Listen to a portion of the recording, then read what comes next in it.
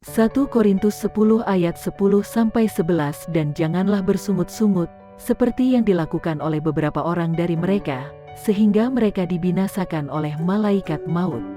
Semuanya ini telah menimpa mereka sebagai contoh dan dituliskan untuk menjadi peringatan bagi kita yang hidup pada waktu, di mana zaman akhir telah tiba. Shalom, bagaimana kabarnya hari ini? Luar biasa karena kita punya Tuhan yang luar biasa. Terima kasih buat Pak Victor, Pak Hengki dan seluruh jemaat yang mempercayakan pelayanan kepada saya. Ya, saya melihat gereja ini semakin luar biasa. Tepuk tangan buat Tuhan Yesus. Ya, semakin banyak Tuhan percayakan jiwa-jiwa. Iya, Bapak Ibu yang terkasih, kita percaya bahwa kita punya Tuhan yang dahsyat ya. Tadi dalam penyembahan ya Pak Victor sudah membawa kita dan kita harus percaya bahwa Dia Allah ya. Yehova Rafa, Yehova Jireh, ya Yehova yang mencukupi, yang menyembuhkan, Dia Tuhan yang menyertai, El Shaddai ya, dan kita harus percaya bahwa itu terjadi. Nah, kita belajar saudara dari perjalanan bangsa Israel. Saya percaya kenapa bangsa Israel itu kisahnya itu dicatat di dalam Alkitab, tentunya supaya menjadi pelajaran bagi setiap kita. Yang ikut mesbah doa setiap malam pasti tahu. Siapa yang ikut mesbah doa setiap malam nih di mesbah doa Debbie Basir TV? Angkat tangan. Yang belum harus ikut. Jangan lupa subscribe channel YouTube saya. Ya, dan saudara di situ kita belajar. Di mesbah doa yang setiap malam saya bawakan di channel saya itu kita belajar dari kitab Perjanjian Lama, dari Kejadian ya, dan sekarang sudah sampai di Yosua. Kita membahas ya pasal demi pasal. Karena kenapa banyak orang Kristen tuh nggak tahu, ya tidak mengerti tentang Alkitab, nggak tahu tentang firman Allah. Padahal Alkitab berkata bahwa kita ini harus siap sedia loh untuk memberikan pertanggungan jawab kepada semua orang yang meminta pertanggungan jawab terhadap iman kita. Katakan amin. Dan saya berdoa semua jemaat di tempat ini menjadi jemaat yang siap. Untuk apa? Untuk memberikan pertanggungan jawab. Ketika kita berjumpa dengan orang, saudara harus melayani orang. Ya, saudara nggak usah berkata, oh iya Bu, nanti saya kasih nomornya Pak Victor ya. Nanti Ibu konseling ya sama Pak Victor ya. Tapi saudara semua dipersiapkan. Di akhir zaman kita harus menjadi murid dan kita memuridkan orang lain. Katakan amin. Ya, kita buka bersama 1 Korintus pasal yang ke-10. Kalau kita lihat di sana judul perikopnya firman Tuhan ya, 1 Korintus pasal yang ke-10, Israel sebagai suatu peringatan ya. Israel itu ditulis kisahnya sebagai peringatan bagi kita. Ada banyak hal yang kita bisa pelajari saudara dari kisah perjalanan mereka. Kurang lebih sama hari-hari ini kita pun ya sedang dibawa menuju kepada tanah perjanjian yang sedang kita tuju. Ya, dan kisahnya itu hampir mirip saudara. Kita semua sedang berjalan hari-hari ini ya, sampai nanti kita mengakhiri pertandingan iman kita dengan baik. Jangan ada seorang pun yang merasa lemah atau akhirnya tersandung dan kita tidak bisa mencapai janji Tuhan. Tuhan sudah memberikan janji yang sama juga kepada kita, sama seperti bangsa Israel. Dan kenapa kisah dari bangsa Israel itu ditulis ya? Kita lihat di sini Israel sebagai suatu peringatan. Kita baca bersama ayat 1, firman Tuhan berkata, aku mau supaya kamu mengetahui saudara-saudara bahwa apa?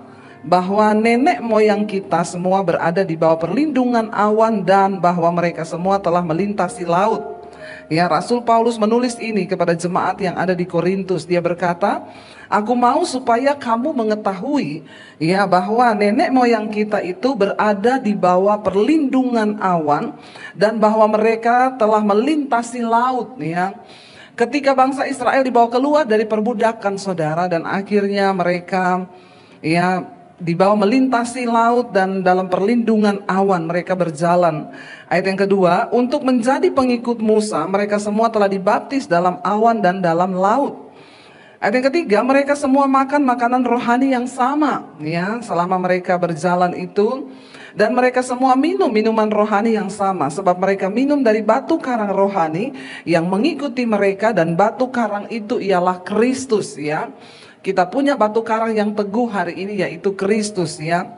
Ayat yang kelima, tetapi sungguh pun demikian Allah tidak berkenan ya kepada bagian yang terbesar dari mereka karena mereka ditewaskan di padang gurun. Saudara, kalau kita melihat di sini dikatakan bangsa Israel, mereka itu sama-sama mengalami Tuhan. Mereka makan makanan rohani yang sama, mereka minum minuman yang sama. Ya, tetapi sekalipun demikian, Tidak peduli seberapa besar Anda pernah mengalami hal-hal rohani, nggak peduli seberapa hebat mungkin saudara pernah mengalami Tuhan. Yang terpenting adalah apakah kita mengakhiri semua pertandingan iman kita itu dengan baik. Di sini dikatakan, ya tetapi sesungguh pun demikian, walaupun mereka makan makanan rohani yang sama, minum minuman rohani yang sama, tetapi dikatakan Allah tidak berkenan kepada bagian yang terbesar dari mereka, karena mereka ditewaskan di padang gurun. Ya, jadi Tuhan gak berkenan. Hari ini saudara saya mau sampaikan, tidak cukup kita menjadi orang Kristen saja. Ya, kita semua datang mungkin hari ini sama-sama kita ke gereja, tetapi yang akan mengakhiri sampai di garis akhir, kita semua harus berjuang di dalam iman kita, saudara. Karena tidak semua orang Kristen, itu saya selalu bilang ya, tidak semua orang Kristen masuk surga. Karena itu jangan hanya menjadi Kristen biasa. Mari kita mengalami Tuhan. Bangsa Israel mereka mengalami. Ya, mereka berjalan bersama-sama Musa. Bahkan mereka minum minuman rohani yang sama. Mereka sama-sama melihat mujizat Tuhan. Ya, tetapi dikatakan di sini sekalipun demikian Allah tidak berkenan kepada bagian yang terbesar dari mereka. Nanti kita akan pelajari kenapa Tuhan gak berkenan kepada mereka. Ya, dan dikatakan di sana saudara ayat yang ke-6, semuanya ini telah terjadi sebagai apa? Contoh bagi kita untuk memperingatkan kita supaya jangan kita apa? Menginginkan hal-hal yang jahat seperti yang telah mereka perbuat. Kenapa ini ditulis? Kenapa ini dicatat? Sebagai apa dikatakan di sana? Peringatan bagi kita. Dan ini serius Bapak Ibu Saudara. Ya, biarlah kehidupan bangsa Israel, kisah mereka itu menjadi peringatan bagi saudara dan saya. Ya, supaya kita jangan sama seperti mengalami seperti mereka. Dikatakan di sana Allah tidak berkenan dari bagian yang terbesar. Kekristenan itu bukan hanya bicara engkau setiap hari Minggu datang ke gereja. Kekristenan bukan hanya bicara oh kita ini Kristen, ya rasanya sudah cukup lah. Ada banyak hal yang harus kita lakukan supaya kita mendapatkan perkenanan Tuhan, saudara. Dan di sana dikatakan ya, tetapi sungguh pun demikian akhirnya yang terbesar dari mereka ditewaskan di padang gurun. Semuanya ini telah terjadi sebagai contoh bagi kita untuk memperingatkan kita. Ya, apa yang bisa memperingatkan kita hari-hari ini? Ya, Alkitab berkata, lihat kehidupan bangsa Israel. Lihat perjalanan mereka bersama dengan Tuhan. Dan itu menjadi peringatan bagi kita. Ayat 7. Dan supaya jangan kita menjadi penyembah-penyembah berhala. Sama seperti beberapa orang dari mereka. Ya, seperti ada tertulis, maka duduklah bangsa itu untuk makan minum. Ya, dan kemudian bangunlah mereka dan bersukaria. Mereka melupakan Tuhan, saudara. Ya, di tengah hidup ini, ya mari saudara kita ini selalu memandang kepada Tuhan. Jangan pernah melupakan Tuhan. Ada banyak orang akhirnya melupakan Tuhan. Waktu miskin dia berdoa, ya Tuhan, kalau Engkau berkati aku Tuhan, maka aku akan diberkati, aku akan lebih cinta lagi kepada Tuhan. Tapi setelah diberkati, akhirnya dia lupa Tuhan. Ada seorang ibu datang sama saya, Bu Debbie, saya mau ibu berdoa buat kami, ibu, supaya suami saya miskin lagi, Bu. Loh, kenapa ibu berdoa supaya suaminya miskin lagi? Dulu kami memulai pernikahan, kita mulai dari nol bersama-sama. Waktu masih miskin, suami saya ini cari Tuhan. Dia cinta Tuhan, Bu. Dia cinta keluarga waktu masih miskin. Setiap hari kami berdoa bersama-sama. Tapi ketika sudah diberkati Tuhan, usahanya diberkati Tuhan, sekarang dia lupa Tuhan. Dia gak pernah lagi berdoa bersama keluarga. Dia benar-benar gak pernah ke gereja setiap hari, ya. Dia sibuk dengan usahanya. Jadi saya minta, Bu, supaya ibu berdoa biar suami saya miskin lagi. Ya, bahkan sekarang ketika diberkati sudah mulai selingkuh. Banyak orang, saudara, di dalam kehidupan seperti itu. Makanya kita perlu berdoa supaya mata kita tetap tertuju kepada Tuhan. Ya, ketika miskin, ya jangan kita menolak Tuhan. Ya, berikan padaku apa yang patut bagiku. Karena saudara, banyak orang itu yang juga tidak siap kaya loh. Makanya hati-hati, jangan cuma berdoa minta kaya. Tapi kalau kita nggak siap kaya itu bahaya. Ya, ketika dia masih miskin cari Tuhan, waktu diberkati lupa Tuhan. Sebaliknya, ada orang tadinya kaya, saudara. Ya, saya kemarin ketemu dengan seorang hamba Tuhan. Lalu dia cerita-cerita dengan saya, dengan suami. Dia bilang, bayangkan ya, saya ini dulu dari orang kaya. dia dibesarkan dalam keluarga yang kaya, dia sudah menikmati semua kemewahan, tiba-tiba ikut Tuhan, dia diproses Tuhan jadi miskin, saudara. Dia bilang, aduh Bu, saya tuh hampir gak kuat. Ya karena bayangkan loh, dari kaya, ya jadi kaya jadi miskin, itu tuh rasanya berat loh. Ya saya bilang, kalau gitu kebalik Pak dari kita ini miskin terus dari dulu. Ikut Tuhan tuh menderita terus, sekarang diberkati. Tapi ya kayaknya sama ya penderitaannya ya. Takut juga loh saudara kalau diberkati itu tiba-tiba ya, dia bilang tapi kayaknya lebih menderita saya deh Bu. Jadi dari kaya jadi miskin. Saya bilang bukan soal menderitanya atau enggak, tapi kita temukan enggak di dalamnya itu apa maksud Tuhan. Ya, bukan soal Bapak dari kaya jadi miskin terus Bapak menderita. Saya bilang ketika Tuhan proses begitu, Bapak menemukan enggak maksud Tuhan di dalamnya? Iya. Saya belajar banyak hal dari proses itu loh yang Tuhan mau. Ya, dan ketika dia akhirnya bertahan saudara di dalam proses itu, ya ketika dia miskin, banyak orang datang, teman-temannya datang, lu ngapain jadi hamba Tuhan, jadi miskin? Udah lu balik lagi lah ke kerjaan yang lama, kamu terima aja lagi nih, kita kasih sekian. Dia dapat tawaran saudara. Tapi dia berkata, enggak, aku sudah memilih mengikut Tuhan. Kalaupun hari ini aku berkekurangan, aku tidak akan pernah tinggalkan panggilanku jadi hamba Tuhan. Dia jalani proses itu sampai ketika waktunya tiba, saudara, dia tetap setia diuji. Sekarang Tuhan berkati dia lagi luar biasa, bahkan lebih luar biasa dari yang dulu. Tidak ada yang mustahil bagi Tuhan. Tapi saya percaya semua proses yang Tuhan izinkan terjadi itu untuk membawa iman kita semakin tumbuh di dalam Dia. Jangan engkau berkata, hari ini saya miskin Bu, makanya di mana Tuhan ya? Atau engkau pun hari ini merasa engkau kaya. Hati-hati, bukan soal miskin atau kayanya, tapi sikap hati kita kepada Tuhan. Saya bersyukur saya sudah menjalani semuanya saudara. Ya bertahun-tahun saya ikut Yesus itu menderita terus ya. Tapi saya tetap percaya. Kenapa saya bilang saya mengikut Tuhan? Ya, bukan supaya saya diberkati, bukan supaya saya jadi kaya. Kenapa kita perlu Tuhan di dalam hidup ini? Ada yang datang kepada saya berkata begini, Bu, saya tuh udah ikut Tuhan sungguh-sungguh loh, tapi kenapa hidup saya menderita? Kenapa banyak masalah? Ya, padahal saya udah ikut Tuhan sungguh-sungguh. Saya bilang sama dia, kita ikut Tuhan bukan supaya kita nggak ada masalah di hidup ini. Karena memang dunia ini adalah tempatnya masalah. Kita ada di dunia yang sudah rusak. Ya, kita ada di tengah orang-orang yang berdosa. Bahkan Yesus berkata, kamu itu seperti domba di tengah serigala. Ini tempatnya masalah. Kalau ibu masih hidup di dunia, ya itu mesti ada masalah. Kalau nggak ada masalah itu ya bukan di dunia lagi. Mau didoakan supaya cepat pulang ke rumah Bapak? Nggak mau juga, tetap masih mau di dunia. Kenapa kita percaya Tuhan dan harus mengikut Tuhan di dunia ini? Karena dunia ini memang banyak masalah. Kita ikut Tuhan, kita percaya Tuhan supaya kita mendapat kekuatan. Ketika kita menghadapi masalah, ada kekuatan. Bahkan ketika doa kita belum dijawab pun, satu hal yang harus kita syukuri, kita mengenal Tuhan. Karena Dia menjadi jaminan sampai pada kekekalan. Ya, Tuhan adalah jaminan kita. Bahkan saudara, saya itu selalu berkata ya, kalau orang datang, Bu, saya divonis dokter tinggal 6 bulan umur saya. Terus masalahnya apa? Saya bilang, berarti saya ini mau mati Bu. Berarti saya sekarang harus siap-siap mati. Saya bilang, jangankan kamu yang divonis 6 bulan ya. Semua orang itu harusnya tiap hari siap. Siap apa saudara? Jadi saudara sudah siap-siap mau mati. Lalu saudara siap atau tidak? Ya, kalau waktunya datang, nggak ada seorang pun yang bisa menolak. Saya bilang sama dia, dokter vonis kamu umur tinggal 6 bulan. Ada yang gak divonis dokter tinggal 6 bulan, besok mati loh. Iya gak Bapak Ibu? Ya jadi hidup ini kan kita semua siap-siap. Terus dia bilang, kalau Tuhan gak sembuhkan saya dari kanker saya Bu, gimana? Ya puji Tuhan, haleluya. Alkitab bilang mati itu sebuah keuntungan, amin. Ikut Tuhan itu punya iman. Ya, ikut Tuhan itu punya pengharapan. Kenapa engkau perlu Yesus dalam hidupmu?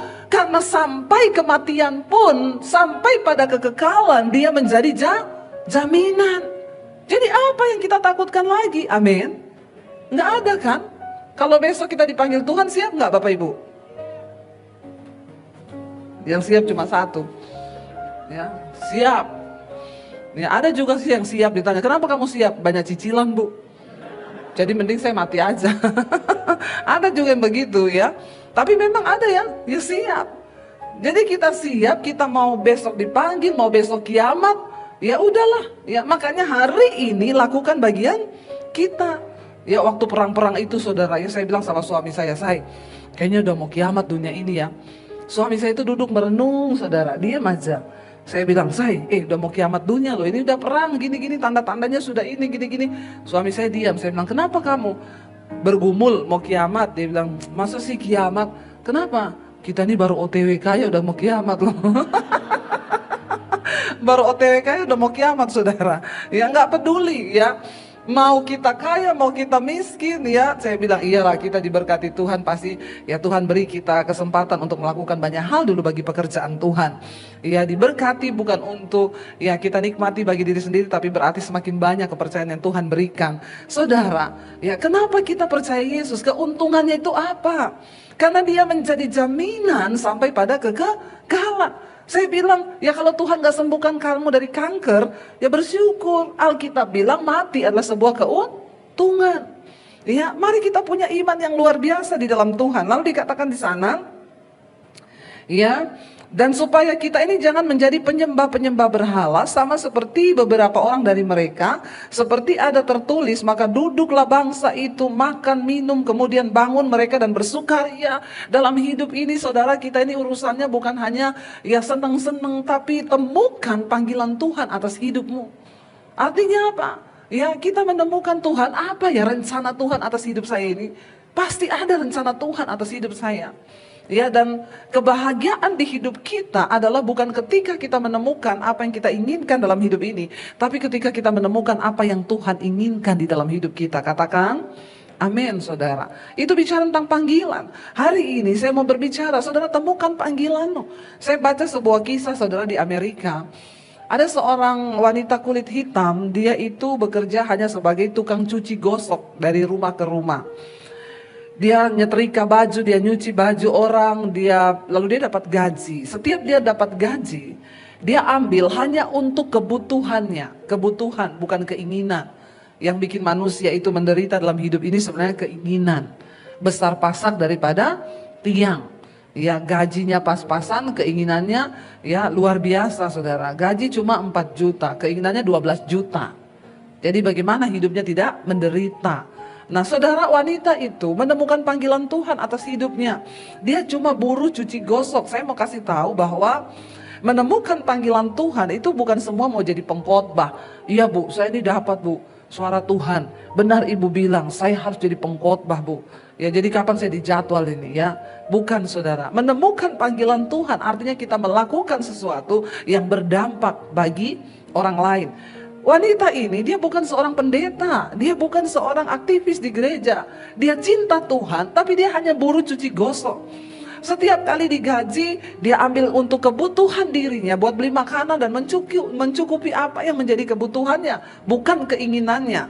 Lalu sisanya dia tabung saudara. Satu kali ketika dia sudah mau meninggal, dia udah tua, dia panggil pengacara datang ke rumahnya, disaksikan beberapa saksi. Dia berkata, saya punya tabungan yang selama ini saya tabung.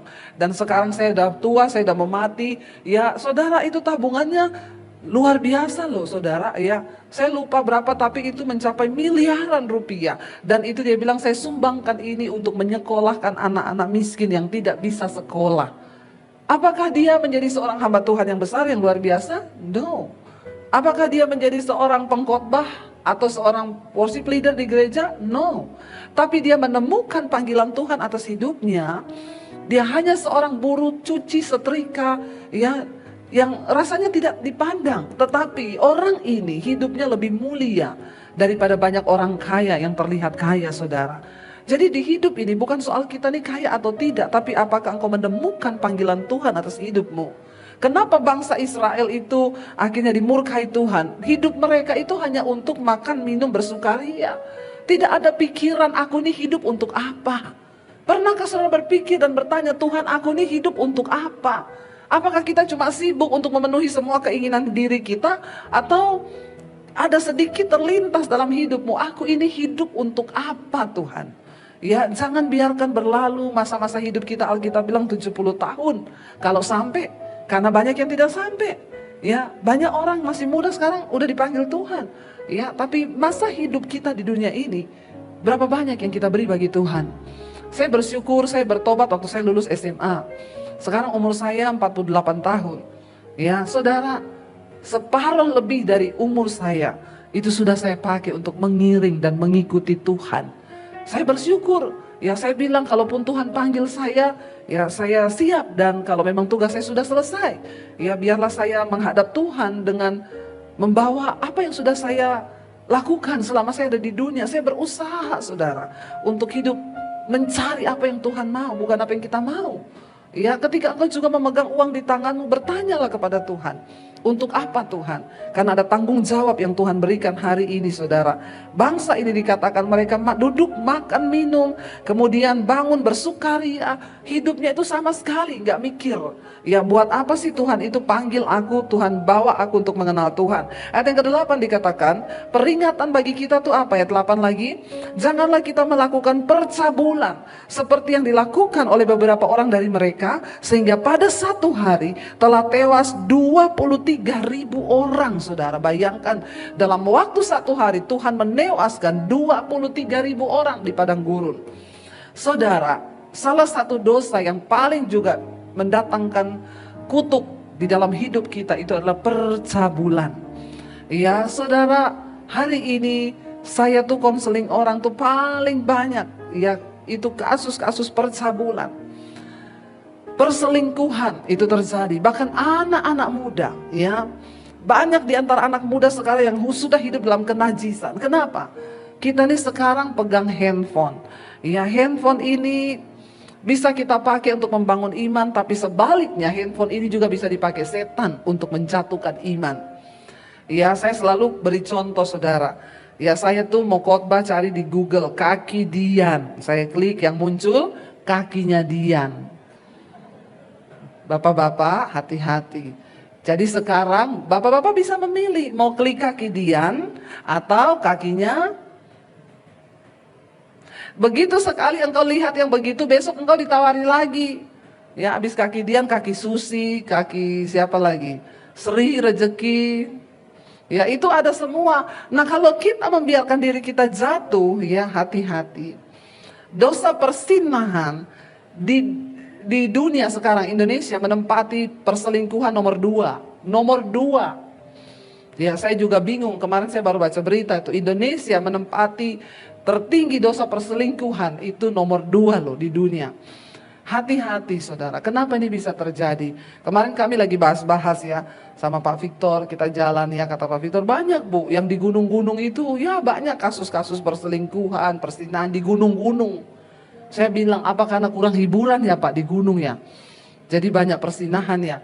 Kata suami saya, tapi di kota juga banyak hiburan, juga banyak persinahan. Ya, jadi apa yang membuat orang itu bersinah, melakukan persabulan? Ya, itu memang ya roh ya yang bekerja di tengah-tengah kita di akhir zaman ini. Dan karena itu Tuhan memperingati kita lewat kehidupan bangsa Israel. Tuhan melarang mereka untuk tidak menikahi wanita-wanita Kanaan yang tidak takut Tuhan.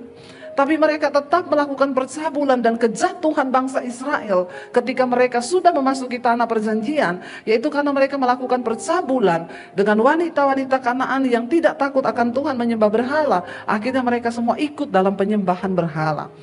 Bapak Ibu, engkau yang punya anak-anak muda, hari-hari ini kita perlu banyak berdoa.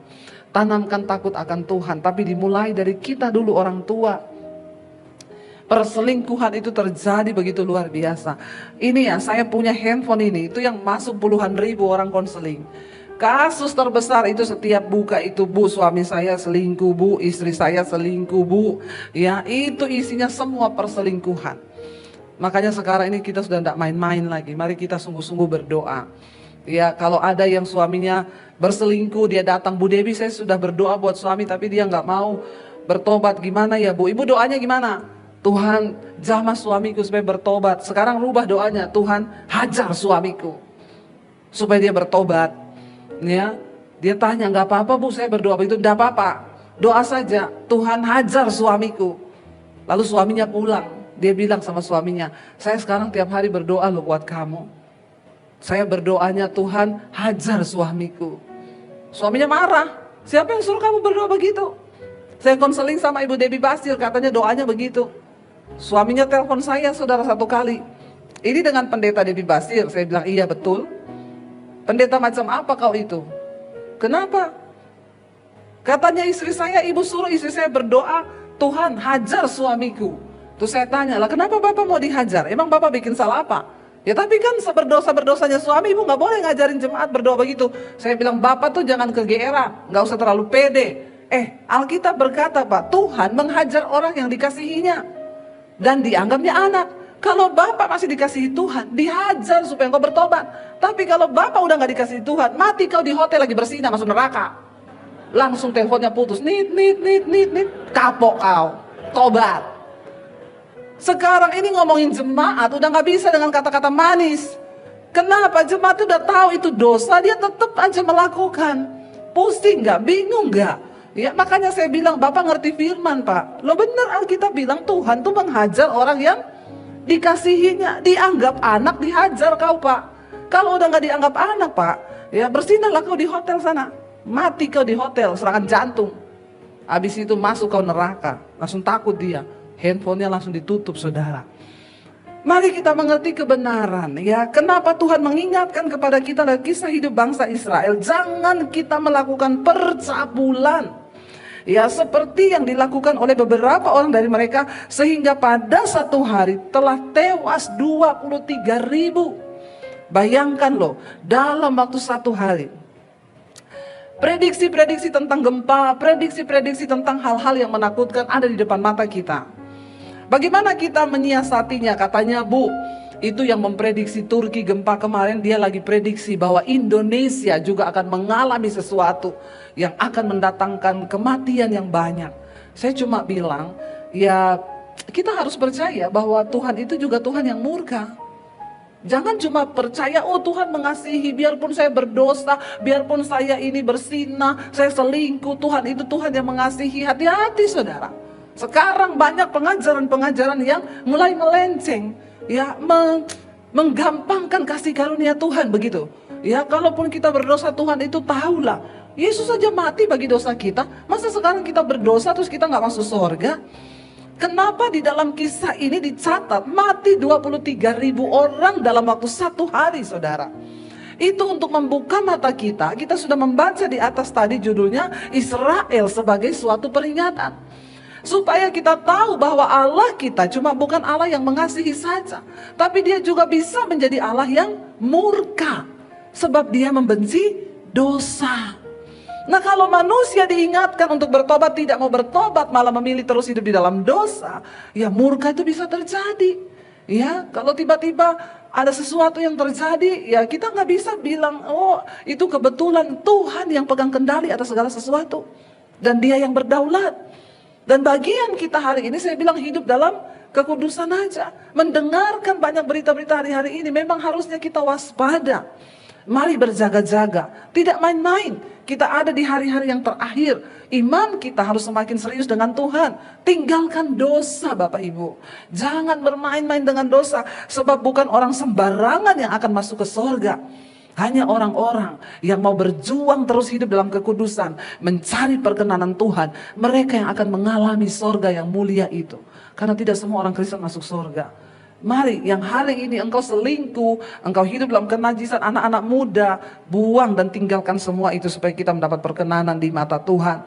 Lalu dikatakan ayat yang ke-9, dan janganlah kita mencobai Tuhan seperti yang dilakukan oleh beberapa orang dari mereka, sehingga mereka mati dipagut ular. Ya jangan mencobai Tuhan.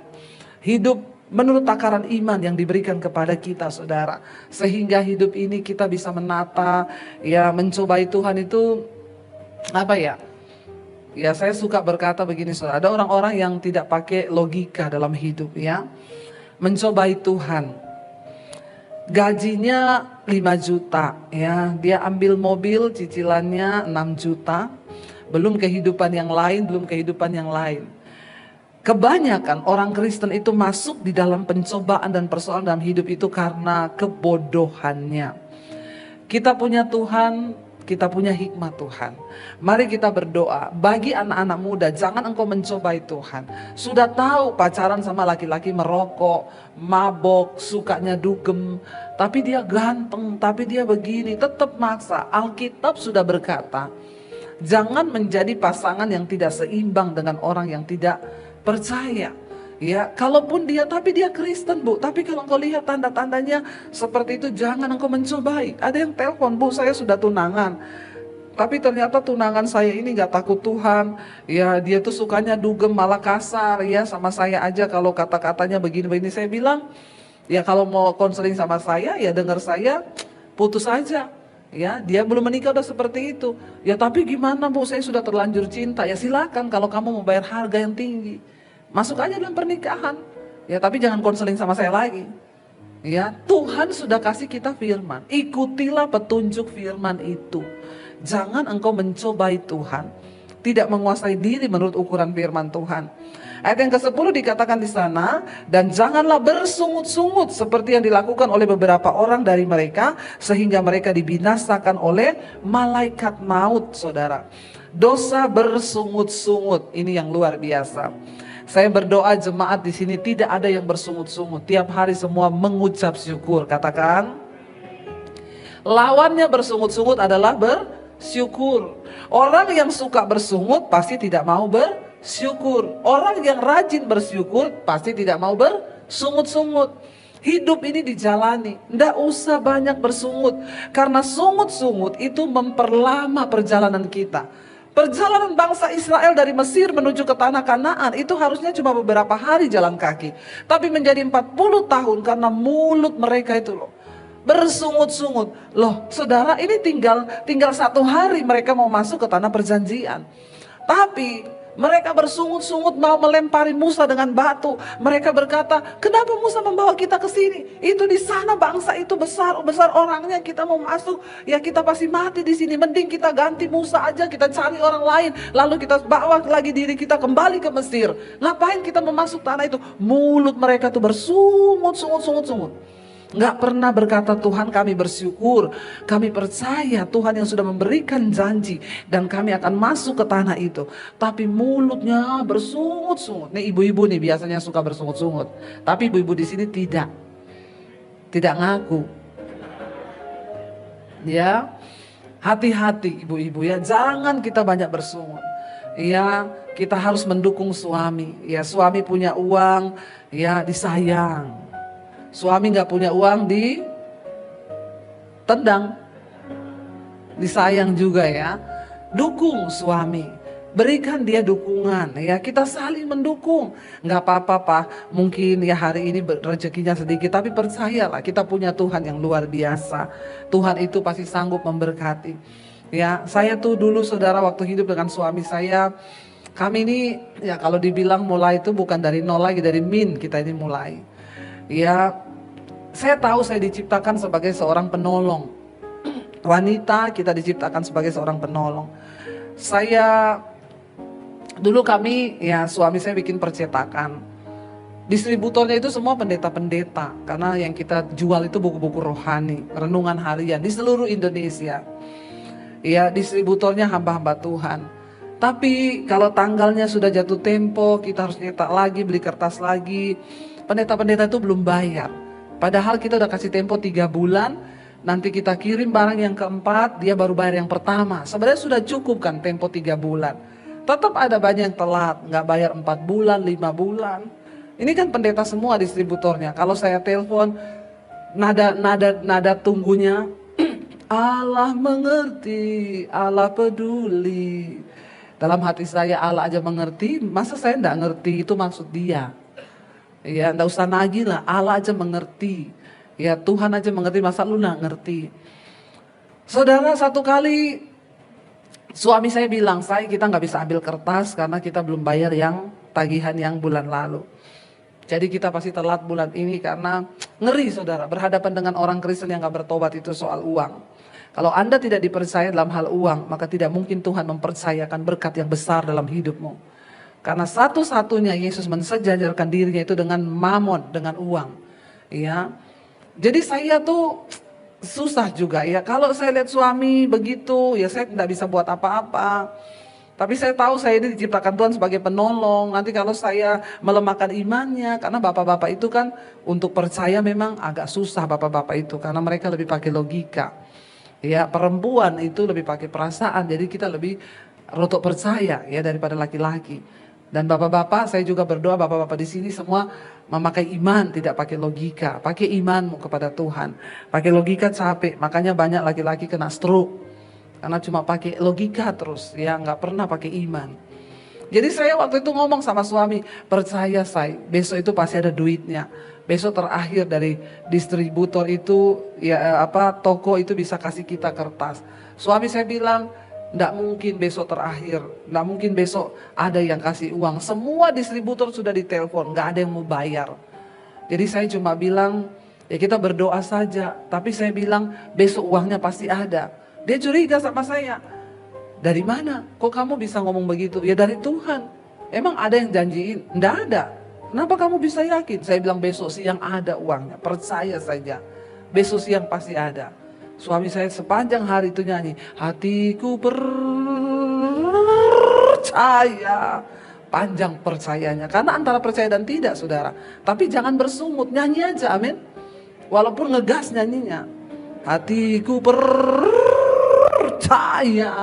Ini antara percaya dan tidak. Ya memang saudara, itulah pergumulan. Ya saya bilang sama dia hari itu, besok bangun pagi dia bilang, mana duitnya? Nanti siang jam 1. Siapa yang janji sama kau? Dia bilang, gak ada yang janji, Tuhan yang janji. Saudara, ya malam itu, sebelum malam itu, ya semalam sebelumnya, dia tidur, saya tuh doa loh, saya nangis sama Tuhan. Tuhan, tunjukkan mujizat-Mu bagi kami Tuhan. Saya nggak mau bersungut, tapi saya percaya dalam ucapan syukur pasti ada berkat. Besok saya minta, nggak tahu gimana caranya. Ada distributor lah yang Tuhan gerakkan untuk bayar. Karena saya sudah telepon semua distributor, mereka bilang besok itu nggak ada yang bisa bayar. Suami saya hari itu ngomong, gimana saya? Nanti siang saya bilang ada, duitnya ada. Dia bilang ya udah ini saya mau ke gereja dulu, mau lihat anak-anak latihan musik. Ya udah kamu ke gereja aja, nanti pulang itu kamu mampir di ATM, duitnya udah ada. Dia bilang, ada yang janji? Enggak, nanti ada saya bilang. Akhirnya dia berangkat ke gereja, belum lihat anak-anak latihan, dia sudah mampir ke ATM. Lalu dia telepon saya, aku depan ATM ini, nggak ada duitnya. Lah kan saya bilang habis latihan. Lah belum latihan sudah cek duit loh. Ya begitulah bapak-bapak ya. Tapi bapak-bapak di sini tidak. Akhirnya dia pergi, saudara. Saya tuh di rumah, saya nangis, saya berdoa, Tuhan tolong. Saya juga nggak tahu dari mana uangnya, tapi saya yakin janji-Mu Tuhan. Saya ini tidak mau bersungut loh. Kalau engkau ada masalah, nggak usah curhat, nggak usah cari orang lain.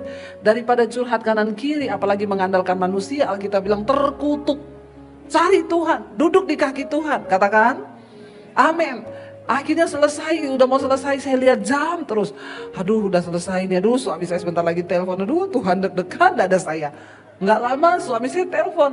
Saya bilang bener kan, gimana nih Tuhan ya, saya angkat teleponnya. Saya, gimana? Dia bilang aku udah di ATM ini. Gimana? Kamu janji sama distributor siapa? Nggak ada janji sama siapa-siapa. Nggak mungkin. Nggak, kenapa saya tanya. Ada duitnya? Oh, ada. Oh saudara, ya. Mujizat loh. Ya, coba menahan diri untuk nggak usah bersungut, tapi berserah dan berharap kepada Tuhan. Dia tuh sampai bingung, pulang tanya, mesti kamu ada yang janjiin? Nggak ada yang janjiin. Saya tuh berdoa minta kasih karunia Tuhan. Saudara, kenapa janji Tuhan menjadi lama atas bangsa Israel? Bahkan mereka harusnya hanya beberapa hari malah mati di padang gurun, malah berputar selama 40 tahun karena dosa bersungut-sungut. Bilang kanan kirimu, jangan bersungut-sungut. Terutama suami istri.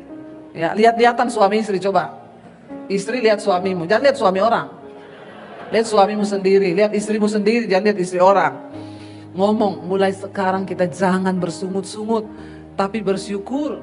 Ya, dan Alkitab berkata jangan bersungut-sungut seperti yang dilakukan oleh beberapa orang dari mereka, sehingga mereka dibinasakan oleh malaikat maut. Ya, orang itu kalau banyak bersungut-sungut, saudara, ada malaikat maut loh di sekeliling kita loh. Ya, tiba-tiba nanti kita dibinasakan, bertobat ya. Semuanya ini ayat 11 berkata telah menimpa mereka sebagai contoh, kata firman Tuhan. Semua ini telah menimpa mereka sebagai contoh dan dituliskan untuk menjadi peringatan bagi kita yang hidup pada waktu di mana zaman akhir telah tiba. Kita sedang ada di hari-hari yang terakhir. Ya, kita percaya ya bahwa semua yang sudah ditulis kisah hidup bangsa Israel itu memperingatkan kepada kita, apalagi sekarang kita hidup di mana zaman akhir telah tiba. Dan Alkitab berkata di hari-hari yang terakhir akan datang masa yang sukar. Memang akan datang kesukaran, tapi biar kita belajar setidaknya saudara, jangan keras kepala seperti bangsa Israel. Jangan cuek hidupmu ini. Temukan panggilan Tuhan. Jangan engkau melakukan percabulan, persinaan. Dan jangan bersungut-sungut. Itu dosa-dosa terbesar yang membuat mereka berputar-putar 40 tahun. Saya berdoa di masa-masa terakhir ini saudara, kita jangan takut apapun prediksi orang, apapun ramalan-ramalan orang tentang tahun ini. Ya, kita percaya. Kita lihat ayat yang ke-13 di sana dikatakan, inilah saudara ayat yang ke-12. Sebab itu, nah ini ayat 12 dulu. Apa caranya supaya kita ini tetap kuat? Sebab itu, siapa yang menyangka bahwa ia teguh berdiri, hati-hatilah supaya ia jangan jatuh. Jangan ada seorang pun merasa kuat hari-hari ini. Kita membutuhkan Tuhan. Tidak ada satupun yang kuat. Saya tidak merasa kuat hari ini. Saya butuh Tuhan. Saya butuh teman-teman untuk menasihati saya. Saya butuh suami sebagai penasehat bagi saya. Suami, engkau juga butuh istri sebagai penasehatmu. Jangan berkata istri itu gak bisa apa-apa. Kamu bisanya dapur aja, gak usah ikut campur dalam pekerjaan. Orang laki-laki yang mengasihi istrinya itu akan diberkati Tuhan. Saya melihat suami-suami yang melibatkan istri, meminta doa restu istri dalam segala hal, itu hidupnya diberkati Tuhan. Kita ini harus sama-sama loh saudara, dalam segala hal keputusan diputuskan bersama. Ya, suami saya itu loh, jangankan hal yang besar, beli baju aja tanya saya loh saudara. Ya, kita kalau ke mall misalnya saya ke tempat lain, dia WA saya, kamu kesini bentar, kenapa? Aku mau beli kemeja ini, menurutmu bagus apa enggak? Cocok apa enggak? Ya, kalau dia pakai, dia bilang bagus, saya bilang kurang, nggak jadi. Saya juga begitu. Ya, kita berdua bersama-sama, sepakat, apapun diputuskan bersama-sama, maka Tuhan pasti akan memberkati. Ya, jangan engkau merasa teguh berdiri, engkau butuh penasehat. Siapa penasehat terdekat kita? Suami, ya istri. Karena itulah orang yang terdekat dengan kita. Ya, kita semua tidak kuat, kita butuh Tuhan, kita butuh orang lain untuk menasehati. Ya, dikatakan jangan engkau merasa hari ini engkau teguh berdiri. Ya, supaya hati-hatilah, jangan sampai engkau jatuh. Ingat saudara, iblis hari-hari ini sedang memasang perangkap bagi kita.